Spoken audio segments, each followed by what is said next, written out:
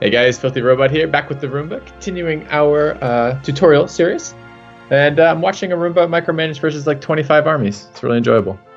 25, I have 2. There's just 2. Not micromanaging 25 armies, but there's like 25 armies, hostile armies running around Europe right now. Yeah. We're down a little bit on war score because somebody lost a battle. We're below the 10% war score in order to get the ticking war score. I don't think this shit would have lost the battle. No. Right, so we were talking about marches. Now, I don't believe we can do this while we're at war, but let's go check real quick. Where would I even begin to look? Yeah, you can't do it while at war. Right-click on Galicia. In the Influence Actions subsection, below Annex Vassal is Designate March. Yeah. Galicia will become a march. A march is a vassal that cannot be annexed and does not pay any taxes, but has greater military capacity than a regular vassal. So that's terrible. Go on. So if you're trying to integrate them, the disadvantage to making somebody into a march is that in order to annex them, you have to revoke march status, which is a -1 stability hit, unless you have full diplomatic ideas, which is no stability hit. Okay. The other disadvantage is that when you revoke march status, you get a -200 opinion hit that comes back at like 10 per year. So making a nation into a march is not it's not a short-term decision. Like, the reason we're considering it is, number one, we want to talk about it because it's a tutorial series, and number two, we really don't plan on integrating anything in the Iberian Peninsula right now. It's not competing with our trade nodes, and it's fine. So as soon as we're at peace... essentially the benefit of having land, in large part, is the income we get out of the land, right? Yes. That is, in large part, the benefit of taking land. And it seems weird to me. I'm struggling with when I would want to vassalize, because mostly it just feels like I wouldn't want to vassalize. I would rather just have the land. Okay. So it does seem like, okay, if I was ultra short in admin, but all that seems like a very short-term problem. Like, you're going to generate more admin. You're going to get enough admin to core your land, right? No. If you want a world conquest, if you want to blob as best as you can, if you want to min-max, you need to optimize. You need to use both admin and dip to integrate. I see. To take land. Second is that... so if you're expanding even more aggressive than we are, because we're not having any trouble with admin, and we've been expanding fairly aggressively through this campaign, right? Not really. I mean, we've got huge coalitions, but it's because of the way we did it. Okay, a big part of the reason why the coalition is as huge as it is that we took land in the HRE. Yep. We did it very fast, and we didn't really have any ideas that nullified aggressive expansion. The biggest factor is that we consistently attacked the same religious group. We kept attacking the Catholic group. The way that you want to balance your aggressive expansion in a min-max world conquest style way is that, like, let's just say, for example, we're Austria. Okay. At the start of the campaign, or in your case, you're Brandenburg. You want to attack the Catholics a bit. You want to go attack the Sunni. You want to attack the Orthodox. They're part of the Catholic group, but they're separate from the Catholics. So I won't get aggressive expansion with Catholics if I attack Sunnis? Much, much, much less. Basically, they don't care about all the heinous shit you're doing to the other guys. They only care about the heinous stuff you're doing to them. So you balance it by expanding east, then expanding west, then expanding north, then south. You kind of go in all these different directions to juggle the coalition. So, I've lost my train of thought. We were talking about marches. Okay, there's a number of things that vassals give you that are better than if you just had the province yourself. So let's just say instead of having Galicia, we owned it. We would probably make about the same amount of money as them, except we had 50% autonomy. By them controlling it, it automatically set it to 0% because it's their capital. So they make more money in this province than we could. So that's a minor thing, right? Of course, money in our hands is definitely money that's better spent than money in an AI's hands. Yeah. But every independent nation automatically gets one base tax per month. That's just a flat income so that they can have an army. Every single nation in the game gets a flat plus 10,000 manpower cap. When you hover over your manpower in the top left corner, base value plus 10,000. Yeah. Whether you're a vassal or not doesn't make any difference. So this is an extra plus 10,000 manpower pool in our vassals' lands. So you could think about it like, we have 64,000 manpower. If we controlled Galicia, this province might give us 800. But by having a vassal, we get plus 10,000. Do we get it, or does he get it? He gets it. We don't get it. He gets it, but if he's using it in the war, it's another 10,000 manpower that we wouldn't have otherwise been able to recover. Sure. He also has a base force limit. Subject nations, if you go to F1, F3, look at the subject screen, click on Galicia. When you hover over his army, Can we not see it in here? I could have sworn they put it in here recently. No, we can't see his force limit on the screen. Okay, we can see it on the ledger. Ledger 5 F3 for the army screen. Sort by name. Go find Galicia. We can see that he has a force limit of 3. Subjects have +3. Independent nations have +6. He has plus 0.9 because he's got a 9 development province with 0% autonomy. So if he had 1 more development, he would have 4 force limit. If we control the province with 50% autonomy, we would get 0.45 force limit from Galicia. So you can see how 3 is better than 0.45. So long story short, having vassals gives you the ability to integrate using diplo points, but it also gives you manpower. It gives you monarch points for them to potentially develop with. It gives them a leader slot. It gives them more diplomats, so you can have more claims being fabricated at once. And again, you never know. Like it's so great when you've got like a super good combat general and your little shit vassal who contributes 2 troops to the war provides you with a siege general. Yeah. And if you tried to hire a general, you can't control. I mean, I guess you can't. You can do tele-attach here, but like. Yeah. So long as they're loyal and you use those subject interactions and you say, I want you to attach. I want you to be supportive. You could path an army down there on your army itself, toggle the friendlies can attach, and they will attach and they will follow you around forever. They'll go wherever you tell them to go. Cool.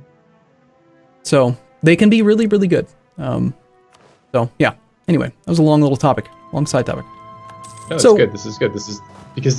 These are questions that I can only ask after having had some experience in the game to get to a point where I have that question arise, if that makes sense. Like there needed to be some fundamentals there before I can even ask questions like that in large part. Because it would be a lot of the answer would be meaningless without the fundamentals there. So yeah, that makes sense. I'm queuing up over there. Boats.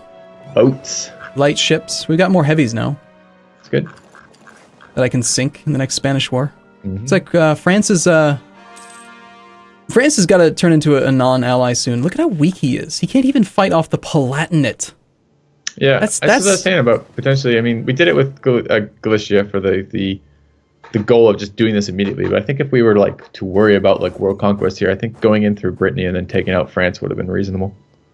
So yeah, I would not be against vassalizing. Look at this. He's actually throwing 7.9k at 21k with no leader. France right now. You see Paris? Look at this. Yeah, it's desperate, isn't it? What the hell is this? This doesn't make any sense at all. He's got. I mean, there's another army, 12.5k. It's marching the wrong way. No, there's zero reason for this. There's no reinforcing army. He's not expecting anyone to be there. Paradox. So why does it happen? Because sometimes they make really terrible fucking decisions. The AI. It's good because a lot of times it feels like a lot of times when I'm warring bigger AI, all my game plan is don't put myself in a position where I get trapped and wait for them to do something extraordinarily stupid and take advantage of it. Okay, I'm torn because on the one hand, I want to say that the AI is stupid because they are. On the other hand, I do want to see what your thoughts are. After having played EU4 for probably, 30, 40 hours now? Me? Yeah, you and I have played 20. I'm much further along than that now. You have your Steam overlay on, Shift Tab? I'm looking for that right now. Let's take a look. So I need to do view profile, right? Well, if you have the overlay... 140 hours on record now. Holy crap, you've been playing a lot. Yeah. I thought you were just playing Darkest Dungeon. Okay, I'm playing a lot of stuff. So you've been playing some EU4. Mm-hmm. What's your opinion? Is the AI in EU4 better or worse than the AI in Civ? That's interesting. I don't know how much the AI in EU4 cheats. Very little. The only things that it's cheated on, I have been very, very complaining about. Yeah, things like zone of control. That's about it. So much. But yes, they don't. I think as a whole, it's pretty damn good. Okay, and here's the thought process on that, right? I don't know a lot of what's going on behind the scenes. I'm not an expert in this in the same way I'm an expert in Civ. The fights I've been having with the AI tend to be fairly enjoyable for a large part, in a way that, like the AI in Civ 5 couldn't move and shoot. It can't do it. If it had an archer, and the archer has 2 movement points, it supposedly a human could move forward 1 tile and then shoot. The AI in Civ 5 couldn't do that, couldn't move and shoot. So little things like that. Like the AI was hard in Civ 5, but it was hard because it had so many cheating bonuses. It had better tech, it had better better promotion, it gets free promotions, it gets this type of stuff. And there is some of that in EU4. EU4, the AI seems to cheat a lot with where it knows your armies are. Like yes and no. To qualify that, though, they cheat a little bit. They do always know, but they only know if you are within 2 provinces of them. So they'll, like, the AI has to know, right? Because it's doing all the calculations. But if your army is 2 provinces away, part of it could just be that they can see your army, kind of like in Civ, where if you are... I guess I don't know. How does line of sight work on this? So, so for example, one province, but it seems there's other rules too. If you zoom in right now on southern Burgundy, this okay. I personally think is a bug, because I could swear it hasn't always been this way. France is our ally in a war. Uh-huh. They have vision of Barrois, Burgundy, Nevers, and Charolais, because they are adjacent to somebody that they're at war with. Okay. Wait, hold on. We're not at war with Burgundy. I don't think we have vision there anyways. It looks Fog of Warriors to me. We don't. But here's the thing. He does. You always have vision of every province that's adjacent to you. Notice how we've got an army down in Galicia, a vassal. See how we can see Porto, Braganza, Leon? That army is providing the vision. For some reason, in a recent patch, and I swear this might be a bug, vassals and allies don't give you vision like I think they used to. But you will always have vision adjacent 1 tile away from your own provinces. So, for example, notice how we have no army in Artois. Mm-hmm. Up next to Calais. We have vision of Vlaanderen because of the boats out in the coast of Holland. But we have vision of Artois and Picardy because of the adjacency. We don't have vision of Cambrai because France isn't sharing it from Champagne. And neither of us have vision of Hainaut. So long as, like, if we're, let's just say Burgundy was in the war, and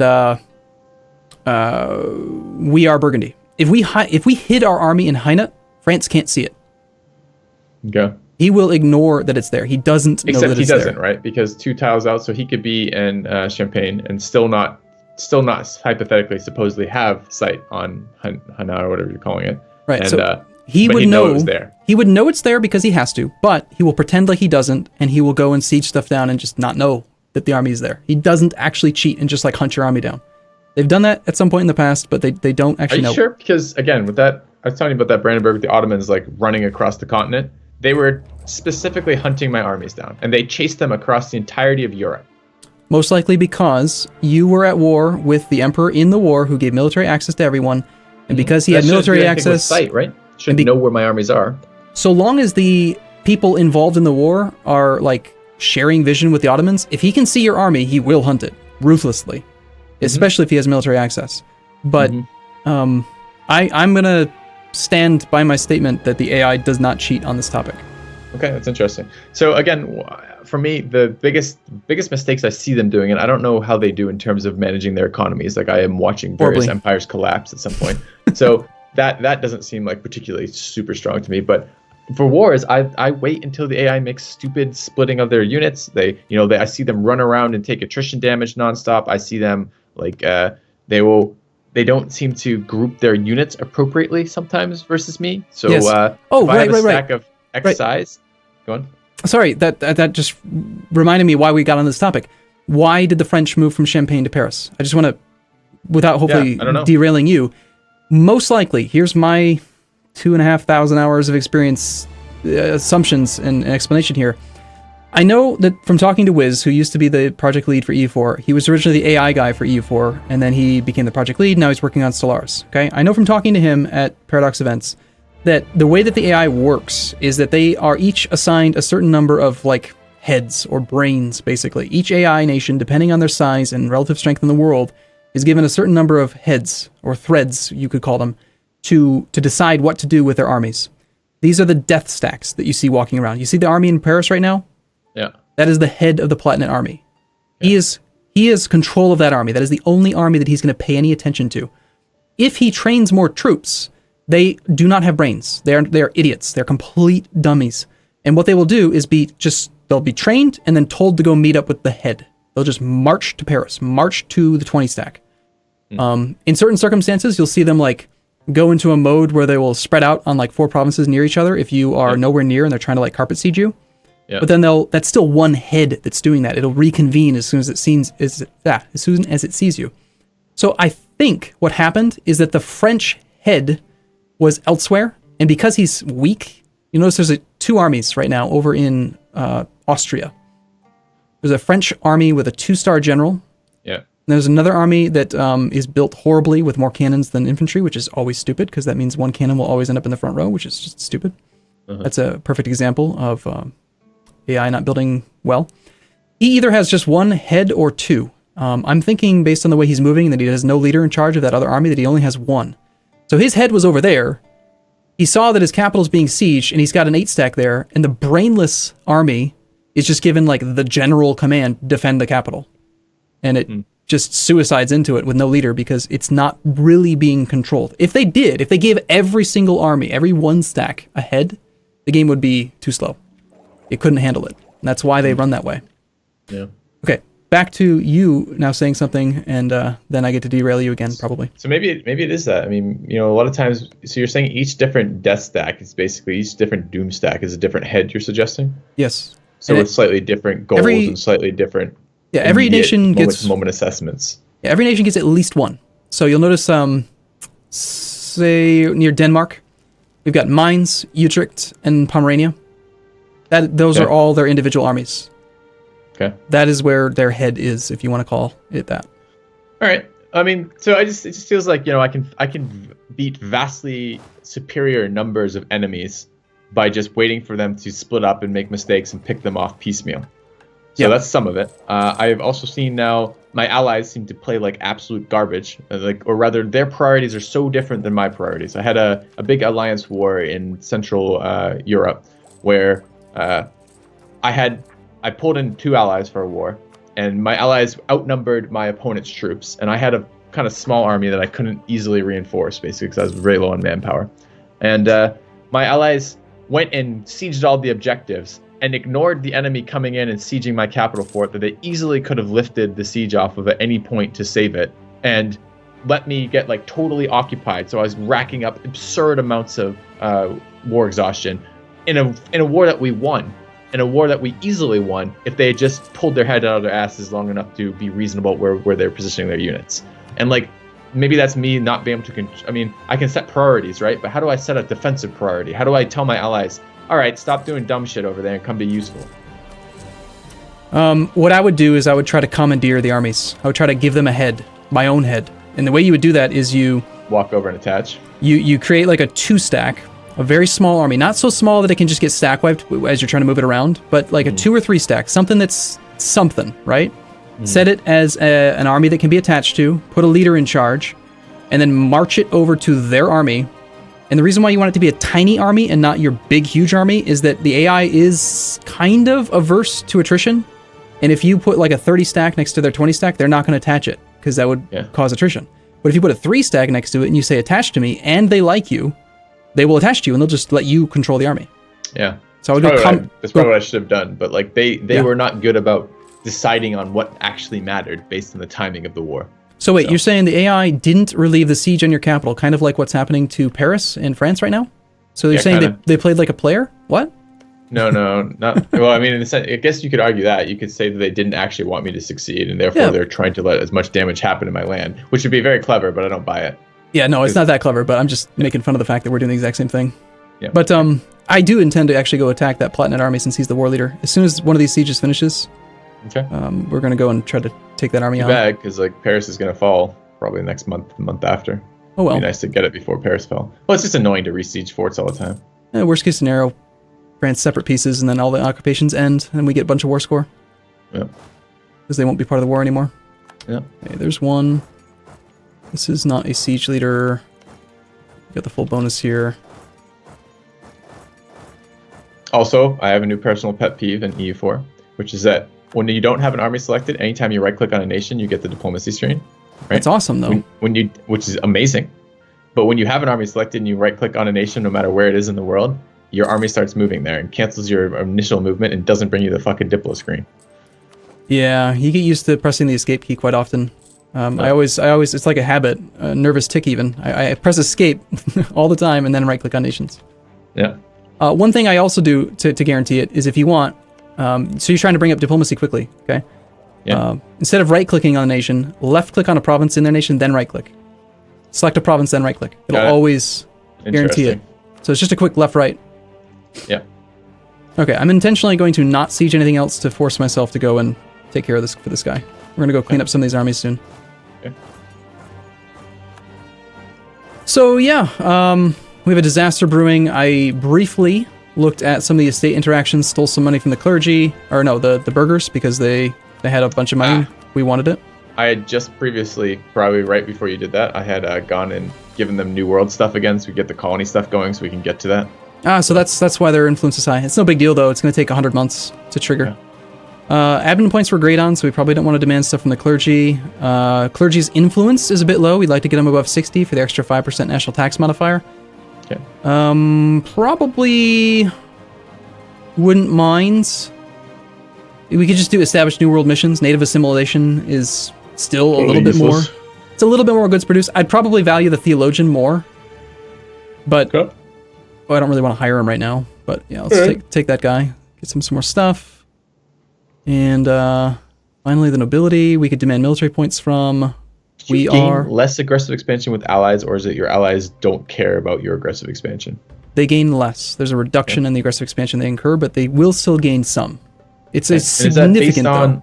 Is it based on their opinion of you, or is it based on the fact you have an alliance? Being allies is like a minus 75% reduction in aggressive expansion. That's just off the top of my head. Don't quote me on that. Is that the only thing that does that? So like those other things you're telling me about marriage, alliance, gold, subsidiaries, military access, all these things change opinion. Do any of them also influence the amount of AE that you get with those people? Using a specific casus belli that reduces aggressive expansion impact can reduce the amount you obtain. Show me, is there a list of the casus belli that are available? Like not just that we have, but is there just a list in general so I can see which ones have which effects combined with them? Because that was one of the things we wanted to talk about, was when do you use other CBs, right? And I'm so used to just this, because of this campaign, this is where I learned, right? Or where I started learning, is that I've always just used the Conquest CB. So and I'm not even sure where I see I guess maybe I just haven't read it because we've done it a million times and I'm just clicking the buttons, but where do I actually see what the CBs do and where can I see the other ones? Okay, I just sent you a link in Skype if you want to go check it out. It's external link, okay. Yep, EU4 wiki, casus belli. I'm looking at it right now. Restoration of Union, defected province, cancelled loan, discovered spy, disloyal vassal, imperial liberation, diplomatic insult, dishonored call, subjugation, obscure documents, religious unity, border friction, trade war, trade conflict, trade war, trade league, annexation war, government war. Annexation war, interesting. There's a lot. There's a lot of different CBs. We've only really ever used conquest. Government war form, and it was the third one. The not subjugation, the border friction one. Those all give reduced AE. Yes, so there's a column in here that the aggressive expansion modifier. That's the one you're thinking of. The one that really makes things faster toward the end of the game is imperialism, because you can take any province and it's 75% aggressive expansion, 75% cost. Where's that? It's in the second table. Second table. Imperialism. Just press Control F. Type imperialism. Okay. Another good argument for using vassals is if you look at Return Core, is the liberation, not liberation. We're looking for it's called Reconquest. The Reconquest CB is take target province. Defender holds province with attacker's core. Attacker is not the revolution target. That's the criteria. Okay. The aggressive expansion impact for Reconquest is only 25%. So we talked in the last episode about vassals and are they good or not, and why would you want to use them? I already made the argument why. There's a whole bunch of reasons why they're good for monarch points, for free generals, more manpower, more force limit, spending diplo points instead of admin points for integration. But also, if you attack, say, Muscovy, and you release Novgorod, and then you, in 5 years or 6 years, you attack Muscovy again using the Reconquest CB based on Novgorod's cores, then you can return all of the Novgorodian cores back to your vassal for only 25% of the normal aggressive expansion. That's pretty awesome. So yes, there are ways that you can reduce the amount of aggressive expansion that you have, and CBs are a huge part of it. Okay, well we gotta put a cut in here, little thing there, but all right. I don't remember if this is you or me, but I think it was. Doesn't matter. We'll see you soon.